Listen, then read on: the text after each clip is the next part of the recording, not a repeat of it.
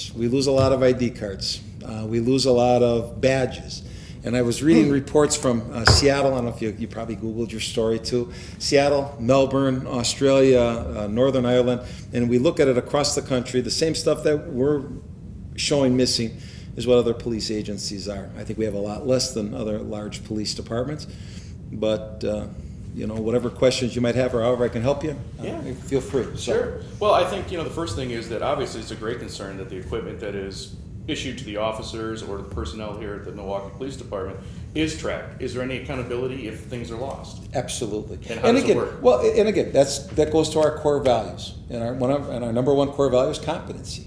Part of being competent is we give you stuff, you take care of it, and that just kind of follows us throughout life. As we start off young, and as we're young in our career, we're given smaller amounts of responsibility that grow into larger amounts. And the equipment we're given, it's expensive, it's complicated.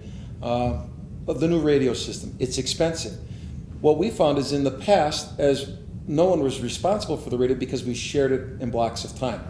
I worked second shift at District Number 7. I came in, they handed me a radio. There was no sense of ownership. Each one of our patrol officers today is issued a radio. It's their radio. They take care of their radio. If you look at the things that are missing and the things that we kind of count for, and again, I don't want to say they're stolen, they're misplaced, and they're misplaced because we do fluid audits.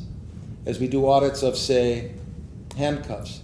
Not every officer right now is going to have their handcuffs on their person because every day we arrest 105, 110 people. Some of those people are on their way are in custody holding facilities wearing handcuffs. So it's impossible to stop the clock, freeze time, and count everyone's handcuffs. And what we find is, because handcuffs all look exactly the same, and the numbers, and maybe it's just because I'm getting older, Rob, but the numbers are smaller and smaller. I don't think that cops, look at the numbers. We get our cuffs back. They tell us they're our cuffs. Some officers, and again, we don't like people to put flair or personalize the equipment because it is universal equipment. And so, you'd think, well, we could probably mark it with magic markers. All right, you did black, everyone will use black. You put a sticker on it, it becomes a nightmare, and it might deal with the functionality of it. So we don't allow them to deface or mark it because it's not theirs, it's ours. Goes to the jail, they come out, they're given a set of cuffs, but every in-service, we do 4 in-services a year. One of them, they do equipment checks where all of their equipment is checked. One of the things they do is they run the serial number, and we have cops, then you saw the number of handcuffs, and you read the reports where the majority of them found out at in-service where they were said, it's all this crisscross. I can tell you my personal account, my handcuffs were missing for 4.5 years. One day in an envelope, somebody ran the number, realized these aren't my cuffs, and mailed them back to me. And it's like all of a sudden, it causes you then to look at your handcuffs to say, well, if those aren't my cuffs, what was I carrying for the last 4 years? So badges, another big thing. If you look at Seattle, they lost a lot more badges than we did. I read one of the cute stories that they had from Seattle where the police captain put the badge inside his coat. His young daughter, teenage daughter, wore the coat to a party. The coat came back with her minus the badge. He's got a lot of explaining to do. We have to explain when things are missing. But if you think of the badge, on our uniform, we put it here. It's a simple pin to take it off. We take it off, we put it on our outermost garment, that's our requirement. Goes on the jacket, inside shirt, back to the jacket, now into the wallet on the way home. I bet you lost a tie clip, or people that are watching the show, I wonder how many people have lost earrings, Those things happen. And we understand that those things happen. And what we expect from our members is when equipment is lost or stolen, that they come forward and they say, we're missing stuff. The radio's easy. I'm missing my radio. Of the new radios, we're missing 3 of our new radios. They have absolutely no value to anyone. We can track that radio. We can remotely control that radio. We know that 2 of them are lost. The commanding officer of those members has to decide how that is going to proceed. Is it going to be disciplined as a result of not safeguarding the equipment? Because, the value is we safeguard it. So if you look at the totality of the circumstances in which those property went missing. Other ones, there was, in the report, I read 3 firearms. One of them, I don't know if you had a chance to look through the reports, Rob, but one of them, they found it. Remember, it was missing from 2000 to 2007 or 5? 6 years. 2000, it was missing for a long time, but what it really was, it wasn't missing. It was, again, it's an audit, and it's in a car, because that's where we store the shotguns. They're stored with the car. And that one, was it at the garage being repaired? Was it here? Was it being used by another district? This one shotgun eludes the audit for a long period of time, and all of a sudden, they're doing the audit again, and there it is. But the training Glock never showed back up. Training Glock didn't show back up, and that's concerning. And I know that Because you could put a pin back in that, it's a fully functional weapon. it would require some skill and sophistication that the average person doesn't have. But it's a firearm that's missing. I would say that is somewhere within our own building, somewhere within somebody's training equipment. As you know, those weapons are used for scenario-based training. We've gone to a lot of scenario-based training. Someone has their lesson prepared. I would imagine that the day the audit was conducted, that's in someone's bag, someone's box for training. That's not out on the street. Well, the only concern I had was in the report that the actual serial number was redacted. So I couldn't run to see if that was actually found in the commission of a crime. I know that gun has not been recovered. All of our firearms. But do you know if it's been used in the commission of a crime? Could we get that serial number to run it? Toward it to have been used in the commission of a crime, we would have to have recovered it. Or it could be recovered someplace else nationally. We would be notified, Rob. Okay. That's, what happens is when you report something stolen, here's the thing about all our equipment, it all has our numbers on it. It can never see the light of day. Someone pulls that out. If you had in your possession a police radio from our police department, first of all, if it's the old Motorola radio, it has no value, it doesn't work. But if you were to go to Radio Shop and try to get parts for it, they would call us, we would come and we would arrest you. Or you'd have a lot of explaining how you came into possession of our property. You had one of our firearms, you'd have to explain how you came into possession of it. Could they just file off the serial number though too? And then we would Rob, here's the thing, I've been doing this a long time. If you take off our numbers, we take it over to the Wisconsin Regional Crime Laboratory, where Reg Templin, who was one of the firearms specialists that worked on the assassination firearm of John F. Kennedy, he'd raise the numbers, we'd know it's our gun. It seems like a lot of work for a non-functioning firearm that I'm telling you right now is in our building. You know what? I don't know what box it's in, because we have lots of things, we have in our possession property that goes back since, we began this police agency. That desk behind me is 80 years old. It's still in our possession. It still functions. We don't throw things out. We use them until they cannot possibly be used again. That gun's in our possession. Like the other shotgun we're missing, that's in one of our squad cars. But again, as we start off, Rob, we don't stop the world of policing to do audits. We do audits at different work locations, and that's all this is. This is just an auditing process. If you were to compare us to any business, they would say that what we do and the control we have of our inventory, the term out in the business world is called shrinkage.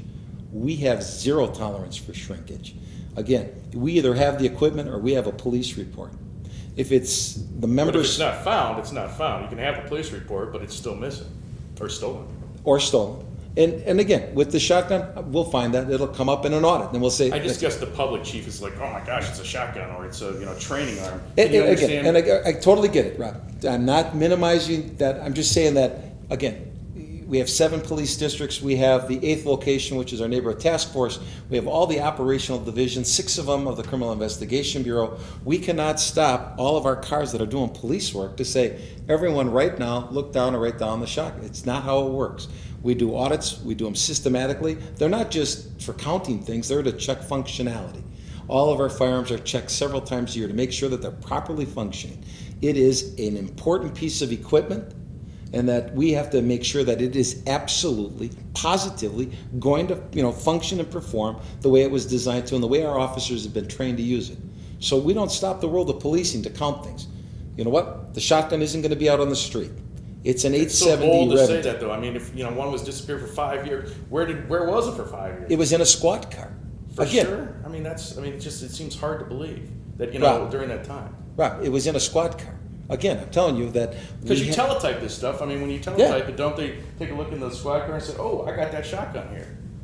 Do the police officers look to see? Again, the audits are conducted by people that every work location has their shotgun person. That car could have been at garage. It could have been in a variety of places. You're asking me to explain, a negative. I can't do it. I know this. The gun was not found during audits or counted during audits, and then it was found and counted in an audit. Could it have? Could I say all kinds of hypotheticals? Absolutely. Was it used in the commission of crime? No. No. Why can I say that so boldly and make that thing? Because you got me on film, and if I'm wrong, I'm going to, you will be able to prove me wrong, but I don't see that happening, Rob. I've been doing this a long time. I know how we control property. We are very, very careful with the things that the citizens give us. We respect that. As you look at equipment, we look at all of the resources we're given.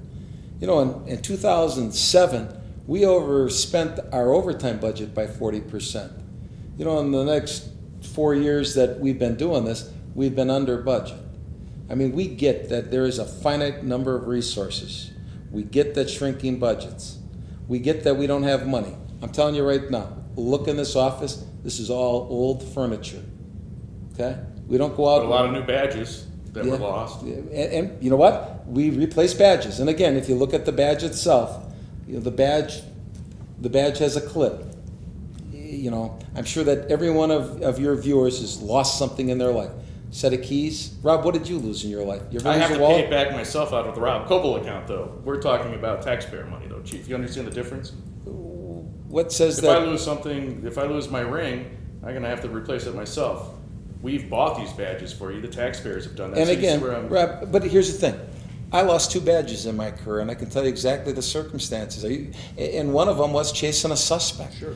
Armed suspect through the yard. And when my badge went flying off, you know what, Rob? I didn't have the opportunity or the time, nor did I think it was the smart thing to do to stop what I was doing, because I was in pursuit of somebody that was very dangerous. I came back, my badge was gone. Do you think I should have paid for my badge, Rob? Well, no, I'm not saying that you Okay, should pay there. for the Well, badge. But I also have here, Chief, though, too. Yeah. And there are, I totally understand, expandable wands, batons when they're chasing a suspect. Yeah. But a lot of these reports here, they're just careless, lost badges. And again, Rob, we started the conversation by saying that we have a core value and that each commanding officer looks at that. And then we determine whether or not it is, again, if people lose things, people lose things. Every one of us, no matter what job we've ever had, we've lost something. But we don't normally deal with bulletproof vests, badges, tactical gear that has all been lost. Mace, OC spray. Okay, well, That goes into the public. It's lost someplace Rob, that could be used Rob, against. You see what I'm saying? Here's what I'm trying to do here. As we try to have this conversation, Sure. you got to ask me questions that have one item in the sentence. One subject. So, what do you want to talk about? 2 vests that are missing? I had 3. I had 2. I can name the officers whose vests are missing. Where are they now? I don't know, Rob. You know what? How do you explain it to taxpayers, Chief? How do I explain that someone took off their vest either at home or someplace at work and it's misplaced? Yeah, exactly. Okay. Again, Rob, I think that you look at it and you say their vest. When were those vests manufactured, Rob? What's the expiration of those vests? They were You know still that- entrusted to the officers and paid for with county or taxpayer money. I totally get that, Rob. But, again, do people lose things? Yes. Are you saying that we should punish people who lose things? No, I'm just asking if you're concerned about this stuff ending up on Absolutely. the street. Well, not so much on the street. I'm just concerned as a taxpayer and as a cop that we're missing equipment. Because It's embarrassing, isn't it? I don't know if it's embarrassing. It's part of life. People lose things. Guns, SWAT jackets. I mean, that's the difference, Let's Chief. stop. Let's talk about the guns. We're talking about 2 guns that are missing. One is a non-functioning firearm. That could be converted. Anything can be converted to Exactly. fire, munitions, Rob. The reality is this. So it could be functional by now. No. I'm telling you right now, it is somewhere in their training equipment. And they failed to find it in their audit. We have looked, you and I and all of your viewers have looked for things. We're talking guns. I know where my gun is at home. I'm sure you do. And you probably only have one. And you know what? We're talking about 1 training gun and 1 shotgun that I tell you that is in one of our squad cars. The only way to be But you absolutely... can't tell me where it is. So No, Rob. The only way I could do that were to click the stopwatch, stop all the police and all their activities to count things. No, it may save a life. How is that, Rob? If that gun is converted, any of this equipment that is used, a badge that is lost, I mean, I understand, Chief. that Well, you how can't- is the badge gonna, We can take one thing at a time. We can take the gun. Start with the gun. And obviously, you said that's a great concern to have a gun that could be converted, that you don't know where it is right now. No, Rob, I'm telling you right now, it's somewhere in our training bureau. Well, let's go, we could go look. Okay, Rob, you know what? Again, it's You one. don't, the whole point, Chief, is with all due respect, you just don't know where it is. Correct. So Right it's now. lost or stolen. Correct. And there's a police report that says it. Right. So what I'm challenging is the fact is, how can you guarantee me that it's in one of these places with a training officer? You can't in the long run. I would say that based on my experience, and that's what I'm basing this conversation on. That it will pop back up. That it'll be found in another audit. What happened with the other shotgun, Rob? It popped up in another 5 years audit. later. Not 5 years later. 6, I forget, several years later. Okay, it was looked for and reported on 2 reports in 2005 through 2007. Missed in the audit. I read the same reports you did. I read that 2 vests were thing. Did you read the explanation the officers gave for why their vest wasn't there? Yeah, I think so. I'd have to look at it. Okay, well, I read it, Rob. I mean, I actually read the reports. I read all And I those. know that the core values that we deal with, we started this conversation that if it's a careless act, the officers are on the hook for it. You know what? But this system, this value system that we go by, we entrust people. But we also know that people lose things. You know what? And yes, it's shocking that, we lost a gun, a converted firearm that's used for training, because that's what it's used for. I'm sure that if we were to get the right people, we could convert. Bullets. You've lost a magazine of 14 rounds. Hollow point, I think. Well, I don't know what the type of bullets are, but magazines come unseated. They're on our belts. We chase a lot of people. And how was that lost? People have their cars broke into. There's a variety of reasons why But you could understand you deal with it. This is your equipment on a job. But you see, with the public, most people aren't dealing with firearms, bulletproof vests, tactical gear. So we go, whoa. So we go, whoa, and we go into percentages, okay? Because that's the world that we have to live in. 2 vests out of, I don't know, 3,000, 6,000. I mean, how many vests, for what period of time? It's 2 officers who took responsibility. They lost their equipment. They didn't hide behind it. They didn't shirk behind it. They came forward and said, my soft body armor is missing. I placed it there. It wasn't there when I got back. At least that's where I recall it being. That's what I read in the report. Cops that, lost things, and under Chief Flynn realized that they can come forward and just say, you know what? I made a mistake. I don't know where it is. Cops who chase things every day, we wear duty belts and that stuff flings off all the time. You know what? And the difference between other people and us is we're usually pursuing people, and the difference is when we're chasing you and can actively see you, it's a foot pursuit. I lose sight of you, it becomes a search. It's a dangerous job. We got to keep our eye on, the ball. And so when we chase stuff, things fling. Everybody who's ever went jogging or done anything athletic realizes that, stuff starts flying off. And you read the majority of the reports. One of the other things was people that retired or separated from the police department. Rob, I noticed you're not talking about the caps, the sweaters, all that. I mean, because that's all there too. Jackets. When people retire, you know what? We're looking for that jacket. Or people that were fired that didn't return it. Yeah, I read that too. And it's difficult. That's got to be. I mean, you're fired for a reason, but you kept the equipment. Yeah. And that is unnerving. concerning. But what is our recourse? You're law enforcement. I mean, you're the ones that make that recourse. Well, there's we are a nation of laws, and we have to follow that. And someone comes forward and says, you know what, I'm in jail, and I think that was the one case we're talking about. One person under indictment who said, I don't have that stuff. Concerning, absolutely. I read about ID cards of people that retired. That happens. People lose things. The concerning thing is, and you know what, we have to look at it from 2 perspectives. One, should we be good stewards of the resources we're given? I would say we are excellent stewards of the resources we're given. Whether it is the fact that in 2007 we overspent our overtime budget by 40%. We've come in under budget for the next 4 consecutive years. I would think that the taxpayers would appreciate that. What is the equipment budget that would involve this kind of stuff? Do you know? We'd have to replace it. No, I don't. And Rob, I can get that for you. I can get the amount of money that we spend on this and what particular items cost. Some of them they put values on. That's Again, I would like to say that we are good stewards. We hold our membership, and we hold each other, and we hold ourselves accountable. If we lose things, we come forward and we say we lost it. You know, it always goes to this notion of, and I've worked with our federal partners for many years, and as we move into this cycle of elections about police uniforms, you know, it's always one of our concerns that as a visit's about to occur, are we missing any equipment, cars and equipment? It's absolutely a concern. You know, it's the concern, and I, like, you know, you did your homework, I did mine. I see the same things we're talking about, but in much greater numbers, the city of Seattle when they did the exact same report. No, but again, we have to look at comparables, and you know. Seattle's a much bigger city than Milwaukee. How big is their police force? I'd double check, but I'll double check, and you'll find that they're equipping the same amount of people we are. Then that's fair enough. Yeah, you know, and so I think that what we look at is this notion that, is this a gotcha? No, it's not a gotcha. It's something that we're way ahead of. We're way aware of it. You know? But I mean, if you're ahead of it, we had to pay $80 just to get a database because you don't track it. We had to pay that through public records, so you don't per se track this, is what I was told. Well, you asked for police reports, and you No, but we specifically paid for a database to be created so that this information can be pulled up, so it doesn't appear like there's any tracking. These are reports, right? But there's no single report that would track stolen or missing police equipment.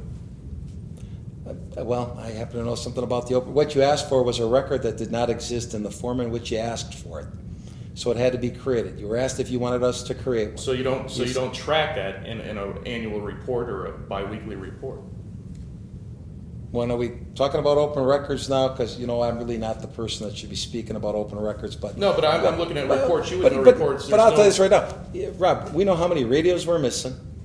You wanted the report. I just know how many radios in the circumstance. Where the reports were, I don't know, but I know exactly how many radios. I can tell you the officers' names that are missing their radios. But you don't track it in one single database so that you could pull it up every week or... No, I would go to it and say, I know the 3 cops' names that are missing their radios, and punch it up and find the report that way. Why not have a database where it goes into one place? It's 3 reports on 3 radios. It's but I'm talking 2 now, reports I'm talking OC spray, about firearms. Tactical gear. I mean, that would all go under the same thing that we did the public records request for. Yeah. Again, you asked for something very specific, and we had to build it. Because it doesn't exist. A way to track this what doesn't you exist. asked for, and the format in which you asked for it, didn't exist. Okay, so if I ask for a different format, you do track this stuff in a database. There is no database. No, not again. You're using the wrong word. We use a reporting mechanism. We use an ARS reporting system. You're asking for a specific report, Rob, that didn't exist because we don't. Well, you just told me it did exist. No, Rob. Listen, please listen, Rob. As I explain this, you asked for something very specific in the format in which you wanted it. Okay, all these records exist. They're here. But they're not compiled in one place. The firearms section knows about every single firearm. They conduct all these audits. We have audit reports. We have all kinds of different things that we do, Rob. Okay. That's not what you asked for. Okay? You know, So this is a combination of all those reports. Rob, like today you asked for my calendar. Which calendar do you want from me, Rob? Do you want my Microsoft Outlook that shows that I have a very busy schedule? You know, I don't know. That's a start. Yeah. And I say to myself, okay. You didn't like us asking for your calendar. I don't mind, Rob. I have my calendar printed. It doesn't bother me. You know what? Here's the thing. We are stewards of all of this equipment. You asked for reports in a certain format. We had to do that. And we asked you, you know, and I think that someone out there probably has all the exchanges about we don't do it that way, you know, and you said you'd pay for it. And the customer is always right. So we gave you what you asked for in the form in which you've asked for it. Does it exist? Clearly it exists. You said about a database. It's data from our ARS RMS. Somebody just didn't type all this. It was there. You asked for it a certain way, and that's it, Ron. That's the But, truth. you know, had you said, hey, can I go out, you know, I think, again, much of what we do is we don't talk to anybody anymore. We send emails and do requests that way. And you know what? A lot of times we can get you what you need in the way that we do it. But if we have to create things, we gotta, and that's what it was. It was created for you. It's your report. It's your request. So I guess, and we're getting way off subject. But the reality is, yeah, we're way beyond my thing. The reality is this: we are stewards of this property. We have rules. Rob, one of the things that you have to realize is that we discipline officers that are careless with their equipment. Is that what, the taxpayers want? Is that what they, sometimes, depending on the circumstances in which property is lost, stolen, defaced, damaged, if it was carelessness, if it was a willful act, we take corrective measures. If people lose things like I did, chasing a suspect, and it comes undone and it falls off, we don't punish our cops for that. And then the only final thing, Chief, and I appreciate the time, but I do, for full disclosure, I do want to get video if Tim will just switch around and show that this interview was recorded by your media department. Explain what he's doing for us. He's actually in our professional standards bureau, and we record everything that we do, all of our interactions. Every interview you do is recorded like this? I do, yeah. And what's the goal of that? I think that, as much as I'm having the conversation with you, I should have the same conversation with our officers. And so that the last video I did was about, what was it about? Hearts?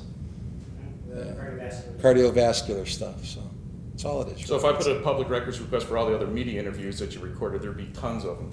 No, I don't do a lot of media interviews, Rob.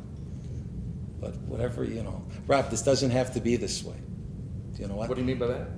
I mean that if people were to watch the tenor of this conversation, I'm trying to give you, as much of an open and honest answer as I can to everything that you're asking about. And I would say that your tenor was aggressive. But that's, that's how I interpreted it. That's how I interpret this interaction. As much as the dramatic flop of the things, that's great. The reality is I read those reports. I looked at how our officers did that. We have a code of conduct. And the first thing is about competency. The first thing about being competent is, safeguarding this equipment. It's 1-10 out of all the things that we have in this book and in our 6 core values. This is the 10th thing we address. That you have equipment, and before that is about, our authority and those measures. The 10th thing we're talking about is we have a finite number of resources, and you have to be respectful of that. You have to take care of the stuff you have. Much like that uniform that's sitting back there that's, 31 years old or 30 years old, that was given to me by the city of Milwaukee, that's still in perfect condition. So, as much as this has been discussed, I think if people were to look at Google and go look at this, and you'll see that this is not unique to us. The badge, I think it's because of the design of them. I don't know. It's a poor design. Maybe somebody could figure out a better way of doing it. I know that a lot of places, and even our department, has gone to the patches affixed to our outer garments. So, what else you got, Rob? Otherwise, I got to get to other meetings. Chief, I appreciate your time. time. I know.